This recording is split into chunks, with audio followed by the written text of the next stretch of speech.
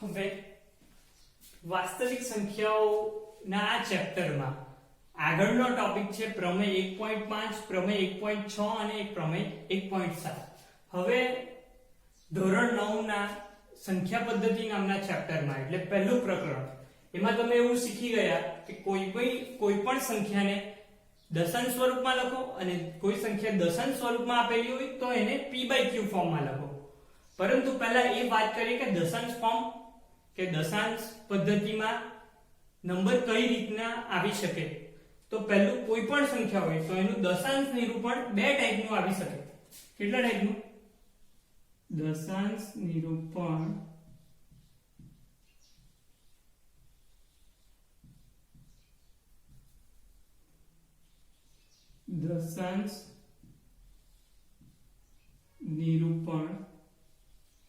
કોઈ પણ બે ટાઈપનું જ આવી શકે.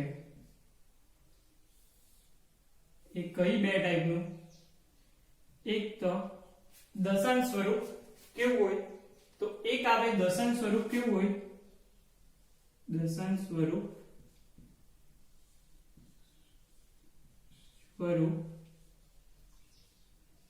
શાંત હોય.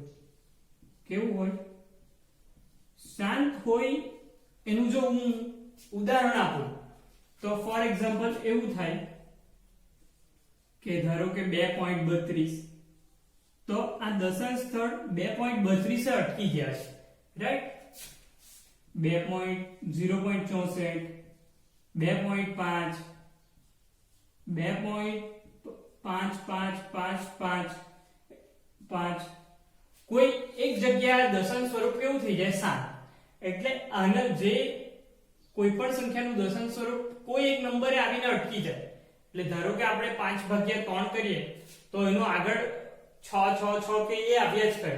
કોઈ સંખ્યાને આપણે ડિવાઈડ કરીએ તો કેલ્ક્યુલેટરમાં જો તમે એને 5 ભાગો તો એ આગળ આપણું જનરલી ડિસ્પ્લે 12 ડિજિટની હોય તો 12 ડિજિટ સુધી બતાવે. એટલે ધારો કે કોઈને ડિવાઈડ કર્યું હોય ને આન્સર આવતો હોય 1.6666 છેલ્લે સુધી આવ્યા જ કરતો હોય તો એને દશાંશ સ્વરૂપ શાંત નહીં કહેવાય. આમાં શું કોઈ એક નંબર આગળ દશાંશ સ્વરૂપ કેવું થઈ જાય? અટકી જાય, સ્ટોપ થઈ જાય. તો આવા સ્વરૂપને કેવું કહેવાય? દશાંશ સ્વરૂપ કેવું કહેવાય? શાંત. અને બીજું આવે દશાંશ સ્વરૂપ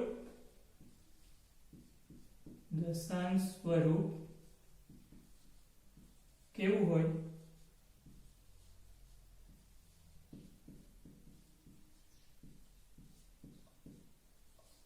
અશાંત હોય. બરાબર? હવે દશાંશ સ્વરૂપ અશાંત હોય એટલે બે વસ્તુ થઈ શકે. એક તો કે કોઈ આંકડો રિપીટ એક જ સરખો રિપીટ થતો હોય કે કોઈ ગમે તે સિક્વન્સમાં રિપીટ થતો હોય. અનંત મીન્સ જો એક ઉદાહરણ આપું તો જરાક આનું અહીંયા લખું છું આનું ઉદાહરણ કે 2.323232 up to dot dot dot એટલે 3 રિપીટ જ થયા કરે. તો કોઈ વાર એવું આવે કે 1 2 5 7 9 3 2 4 3 9 1 5 આવી રીતના.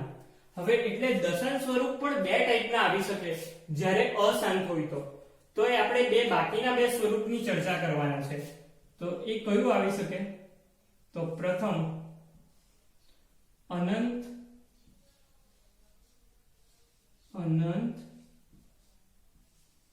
આવૃત. કેવું? અનંત આવૃત દશાંશ સ્વરૂપ. અને બીજું અનંત અનાવૃત.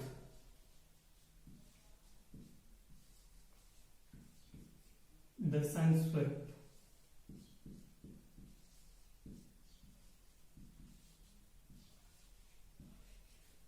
એટલે દશાંશ સ્વરૂપ કેવું હોય? અનંત આવૃત અને અનાવૃત. હવે ગુજરાતી જો તમારું બહુ પાવરફુલ હોય તો આવૃતનો મીનિંગ શું થાય ખબર? એક્ઝેક્ટ ગુજરાતીમાં તો નહીં કહી શકું પણ આવૃતનો મતલબ વારંવાર એ વસ્તુનું પુનરાવર્તન થાય. ત્યારે અનાવૃતમાં શું થાય? એ વસ્તુનું પુનરાવર્તન ન થાય, રાઈટ? આવૃત મીન્સ સરખા થાય, અનાવૃત મીન્સ સરખા ન થાય. હવે હું એક્ઝામ્પલ આપું તો બરાબર આઈડિયા આવી જશે. ફોર એક્ઝામ્પલ અનંત જ છે એટલે અપ ટુ ડોટ ડોટ તો આવશે જ. નહીં તો ડોટ ડોટ નહીં આવે તો એ દશાંશ સ્વરૂપ કેવું કહેવાય? શાંત દશાંશ સ્વરૂપ કહેવાય. એટલે અહીંયા આવશે 2.333 up to dot dot dot. તો આને આપણે 2.3 બાર પણ લખીએ, તમને જો 9મા ધોરણની રીત ખબર હોય. બીજું એક એક્ઝામ્પલ લેવું તો 2.020202 અપ ટુ ડોટ ડોટ. તો આને લખાય 2.02 આખાનો 12, એટલે બંને 0 અને 2 બંને ઉપર લાઈન છે એટલે 0 2 શું થતા રિપીટ. હવે અનંત અનાવૃતની વાત કરીએ તો આનું એક્ઝામ્પલ એવું આવે કે કોઈ પણ ડિજિટ રિપીટ સરખી સિક્વન્સમાં નહીં થાય. 0 1 001 3 5 7 9 આવું આગળ ને આગળ ચાલ્યા કરે. બીજું એક્ઝામ્પલ લખીએ તો 1.1 2 3 7 8 9 2 4 5 3 2 1. એટલે જે રિપીટ થવાની જે સિક્વન્સ છે આમાં એક જ પેટર્નમાં ડિજિટ રિપીટ થાય છે, ત્યારે આમાં જે રિપીટ થવાની પેટર્ન છે દશાંશ પછીના ડિજિટની તે કેવી હોય? સેમ ન હોય. તો એને કેવું દશાંશ સ્વરૂપ કહેવાય? અનંત અનાવૃત. અનંત આવૃત. હવે મારી વાત સાંભળજો, આ જરાક રિવિઝન જેવું કરી લઈએ. તો જે સંખ્યાનું દશાંશ સ્વરૂપ શાંત હોય ને દશાંશ સ્વરૂપ અનંત આવૃત હોય તો એ બંને સંખ્યા કેવી કહેવાય? કેવી સંખ્યા કહેવાય? સમમેય સંખ્યા. સમમેય એટલે દશાંશ સ્વરૂપ શાંત હોય અને દશાંશ સ્વરૂપ અનંત આવૃત હોય તો એ કેવી સંખ્યા કહેવાય? સમમેય સંખ્યા. અને જો અનંત અનાવૃત હોય તો આ સંખ્યા કેવી કહેવાય? અસમમેય સંખ્યા. સો આ દશાંશ સ્વરૂપ આપણે ડિસ્કસ કરી દીધું. હવે આપણે આ ચેપ્ટરની જે થિયરમ છે તેની વાત કરીએ. પ્રમેય 1.5. જો x એ શાંત દશાંશ સ્વરૂપ ધરાવે એટલે કેવું ધરાવે? આ ટાઈપનું દશાંશ સ્વરૂપ નિરૂપણ વાળી સમય સંખ્યા. જો દશાંશ સ્વરૂપ શાંત હોય તો આપણે વાત કરી છે સંખ્યા કેવી કહેવાય? સમય સંખ્યા. તો જ્યાં x p અને q પરસ્પર અવિભાજ્ય પૂર્ણાંકો હોય, p અને q અવિભાજ્ય પૂર્ણાંક હોય અને q નું અવિભાજ્ય અવયવીકરણ 2n અને 5n સ્વરૂપમાં હોય. 2n અને 5m સ્વરૂપમાં એનો મતલબ એવો થાય કે આના પેલું જો આપણે q ના અવિભાજ્ય અવયવ પાડીએ તો એમાં ઓન્લી શું આવે? 2 અને 5. હવે 2 ની 50 ઘાત આવે ને 5 ની 500 ઘાત આવે કે 5 ની 1 ઘાત આવે કે ખાલી 2 ની 1 ઘાત આવે? 5 આવે જ નહીં. 5 ની 1 ઘાત આવે ને 2 નહીં આવે. એવું કંઈ પણ હોય ચાલી જાય, પણ 2 ને 5 સિવાય કે ખાલી 2 ને 5 સાથે કે 2 ને 5 સિવાય કોઈ નહીં આવવું જોઈએ. એટલે 2 ને 3 આવે તો એ દશાંશ એનું અવયવ સ્વરૂપમાં હોય તો p/q સ્વરૂપમાં દર્શાવી શકાય. m અને n અનુરૂપ પૂર્ણાંક. એટલે દશાંશ સ્વરૂપ શાંત હોય ને q નું અવિભાજ્ય અવયવીકરણમાં ખાલી શું આવે? 2m ને 5m. એટલે 2 ની કઈ ઘાત અને 5 ની કઈ ઘાત, કે ખાલી 5 ની કઈ ઘાત, ખાલી 2 ની ઘાત, કે બંને સાથે કોઈની કોઈ ઘાત આવે તો એને p/q સ્વરૂપમાં લખી શકાય. હવે જે મોસ્ટ ઇમ્પોર્ટન્ટ પ્રમેય છે એની વાત કરીએ આ ચેપ્ટર માટે. જો x બરાબર p/q સ્વરૂપમાં હોય એટલે ધારો કે કોઈ સંખ્યાને આપણે p/q સ્વરૂપમાં આપેલી છે, બરાબર, અને q નું અવિભાજ્ય અવયવીકરણ 2n અને 5m હોય એટલે આનું ઉલટું. એટલે q નું અવિભાજ્ય અવયવીકરણ કેવું થાય કે 2 ની કઈ ઘાત અને 5 ની કઈ ઘાત, અથવા 2 ની અમુક ઘાત અને 5 આવે જ નહીં, કે 5 આવે અને 5 2 ની એક પણ ઘાત ન આવે સ્વરૂપે હોય તો m અને n અને m અનુરૂપ પૂર્ણાંક હોય એટલે ઘાતો હોય તે અનુરૂપ જ છે, બરાબર. હોય તો x નું દશાંશ નિરૂપણ કેવું છે? 7. એટલે જો છેદ નું અવિભાજ્ય અવિકરણ જો 2n ને 5m તો એનું દશાંશ સ્વરૂપ કેવું છે? શાંત. જો q નું અવિભાજ્ય અવિકરણ અનુરૂપ પૂર્ણાંકો n અને m માટે 2n અને 5m સ્વરૂપે ન હોય તો એનું દશાંશ નિરૂપણ કેવું છે? અનંત આવૃત. કેવું છે? અનંત આવૃત છે, બરાબર. સમજ પડી ગઈ? એટલે જો 2n અને 5m સ્વરૂપમાં હોય તો કેવું હોય? દશાંશ સ્વરૂપ શાંત હોય. અને જો દશાંશ સ્વરૂપ 2n અને 5m સ્વરૂપમાં ન હોય તો આનું દશાંશ સ્વરૂપ કેવું થાય? અનંત આવૃત થાય, બરાબર? અનંત આવૃત એટલે કેવું? આવું. એટલે એ સંખ્યા કેવી રહેવાની? સમય સંખ્યા. પણ જરૂરી એ વાત છે કે 2m અને 5m છે. હવે એક વાત બીજી બરાબર સમજી લેજો કે જો q નું સ્વરૂપ 2m અને 5m, ફોર એક્ઝામ્પલ 1/35 લઈએ, 35 માં 35 ના અવયવ પડે, છેદના જ પાડવાના આવે, 7 ગુણ્યા 5 થાય.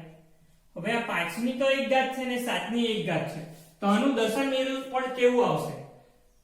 તો 2m અને 5m સ્વરૂપે નથી, બીકોઝ આમાં 2 નથી એનો પ્રોબ્લેમ નથી, બીકોઝ 2 ની જગ્યાએ અહીંયા 7 છે, તો આનું દશાંશ નિરૂપણ કેવું છે? અનંત આવૃત છે, બરાબર? ક્લિયર છે આ ટોપિકમાં? તો આના પછીના આપણે દાખલા ગણી શકીએ, બરાબર? સિમ્પલ યાદ રાખવાનું, જો 2m અને 5m સ્વરૂપમાં હોય તો દશાંશ અને ન હોય તો અનંત આવૃત, બરાબર?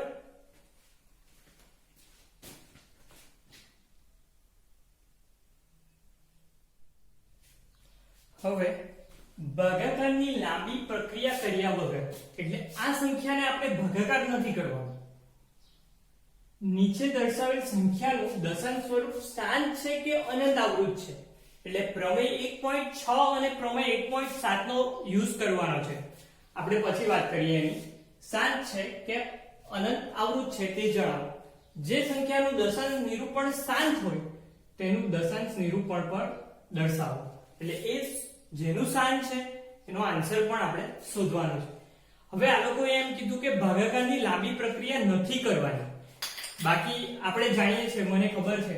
હવે આ સૌથી ઈઝી છે મારા હિસાબે, તો 17/8 તમને આવડે છે તો તમે કરી શકો, બરાબર? પરંતુ એ લોકોએ કીધું કે એવું કરવાનું નથી, એટલે ભાગાકારની લાંબી પ્રક્રિયા આપણે કરવાની નથી. ને ભાગાકારની લાંબી પ્રક્રિયા કર્યા વગર જણાવો કે આ સંખ્યાનું દશાંશ સ્વરૂપ શાંત છે કે અનંત આવૃત છે, બરાબર? તો આપણે ખાસ પ્રમેય 1.6 ને યાદ કરીએ તો એ લોકોએ એવું કીધું કે જેનો છેદ 2n અને 5m સ્વરૂપમાં હોય તો એનું દશાંશ સ્વરૂપ કેવું છે? શાંત છે. અને જો ન હોય, 2n અને 5m સ્વરૂપમાં ન હોય, તેનું દશાંશ સ્વરૂપ કેવું છે? અનંત આવૃત છે, બરાબર? આપણે જોઈ લઈએ કેવું છે. હવે આ થોડો જે હોય તે છેદના અવિભાજ્ય અવયવ પાડવાના, તે મારા હિસાબે તમને આવડે છે. કેવી રીતના? સાઈડ પર કરીએ કે 3125, તો એને 5 વડે ભાગશું, 5 36, 1 પડી 5 ગુણ્યા 10, 2 એટલે 25, 625 એટલે 125 થાય. 125 ભાગ્યા 5 કરીએ તો આપણને મળે 25. 25 ને 5 વડે ભાગે તો આપણને મળે 5. એટલે 3125 ને આપણે 1 2 3 4 અને 5, એટલે આપણે 5 ની 5 ઘાત સ્વરૂપે લખી શકીએ. સો 3125 બરાબર 5 ની 5 ઘાત, બરાબર? હવે આપણે જોઈ શકીએ છીએ કે આ 3125 એટલે આપેલ સંખ્યાનો છે,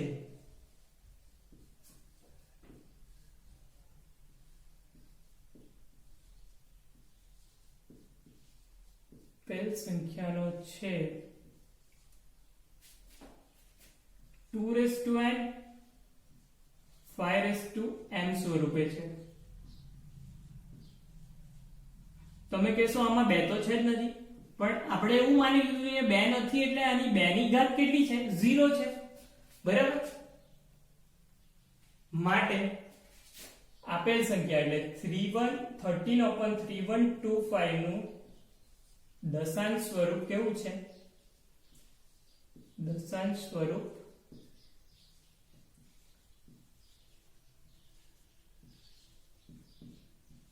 શાંત છે.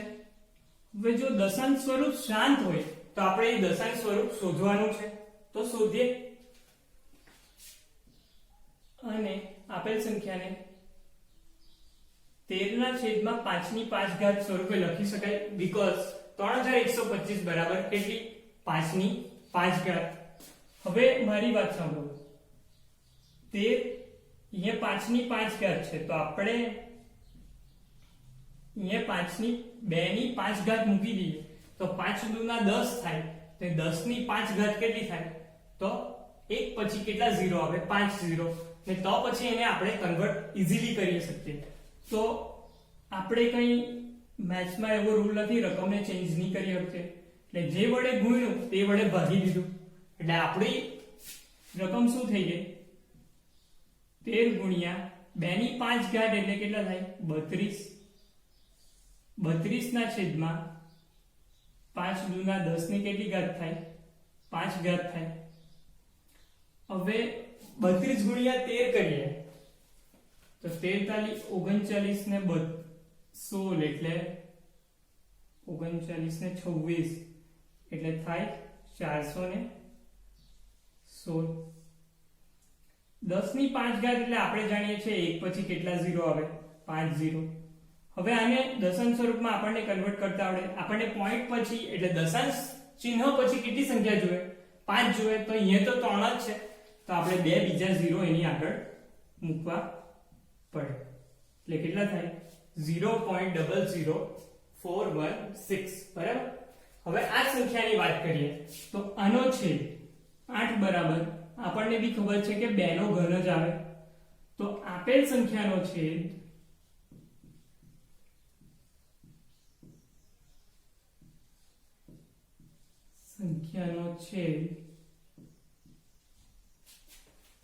2n 5m સ્વરૂપે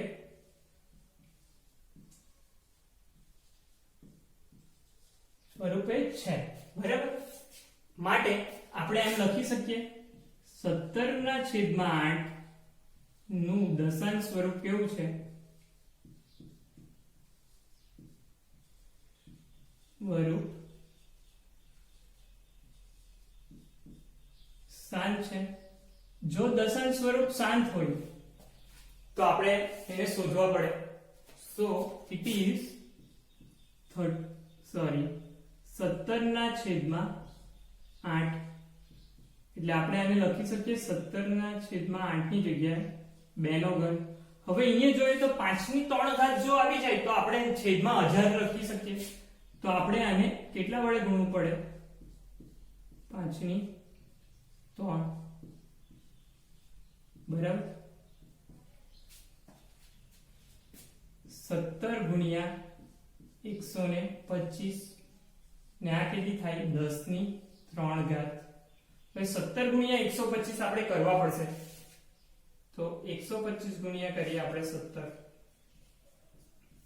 સો 1250 7 5 35 બધી પડી 3 7 દુના 14 ને 3 17 બધી પડી 1 7 1 7 ને 8 5 12 11 1 એટલે આનો ગુણાકાર કેટલો થાય 17 ગુણ્યા 125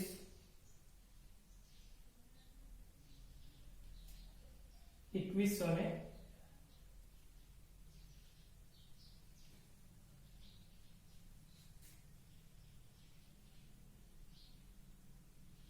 બરાબર 1250 7 5 3505 7 દુના 14 ને 3 17 વધી પડી 108 7 ને 5 12 વધી પડી 11 ને 2125 upon 1000 આનો જવાબ કેટલો આવશે આપણે 3 પોઈન્ટ કટ કરવાના એટલે 2.125.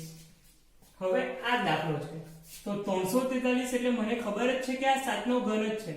તમને નહીં ખબર હોય તો આ તમને આવડતું જ છે. હવે અહીં આપેલ સંખ્યાનો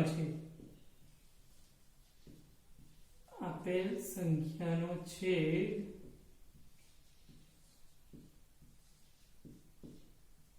નો છેદ 2n 5m સ્વરૂપે નથી બીકોઝ 7 આવી ગયા ને 2 ને 5 તો છે જ નથી સ્વરૂપે નથી. માટે આપણે લખી શકીએ 29/343 નું દશાંશ સ્વરૂપ કેવું છે? દશાંશ સ્વરૂપ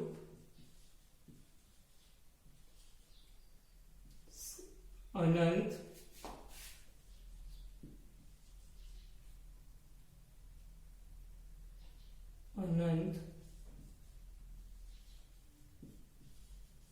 અવરોધ છે, બરાબર?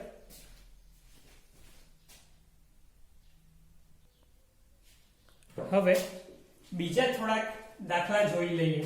તો 23/2 અને 5/2. હવે આને તો આપણે અવિભાજ્ય અવયવીકરણમાં ફેરવવાની જરૂર જ નથી, કારણ કે આપણને ફેરવીને જ આપેલા છે. તો આપેલ સંખ્યાનો છેદ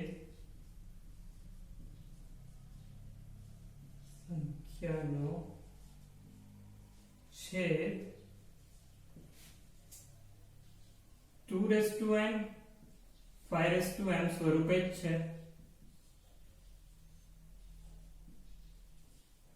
માટે આપણે લખી શકીએ આપેલ સંખ્યા એટલે 23/2 ગુણ્યા 5/2 નું દશાંશ સ્વરૂપ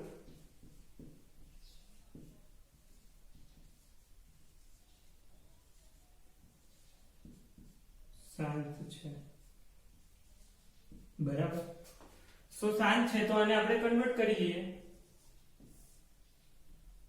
2/3. હવે આના દશાંશના છેદને આપણે ધ્યાનથી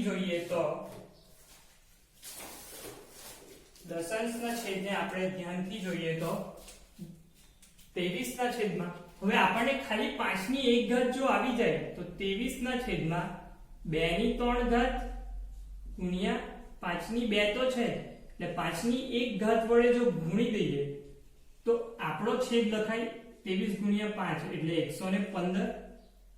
115 ના છેદમાં 10/3 એટલે લખાય 115/1000. એટલે આનો જવાબ શું આવશે? 0.115. બરાબર?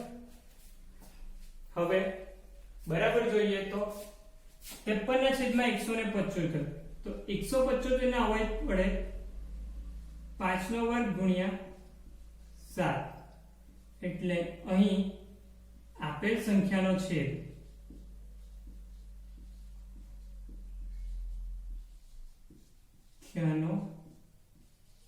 છેદ 2n 5m સ્વરૂપે નથી. માટે 53/175, કેમ કે 7 આવી ગયા છે, નું દશાંશ સ્વરૂપ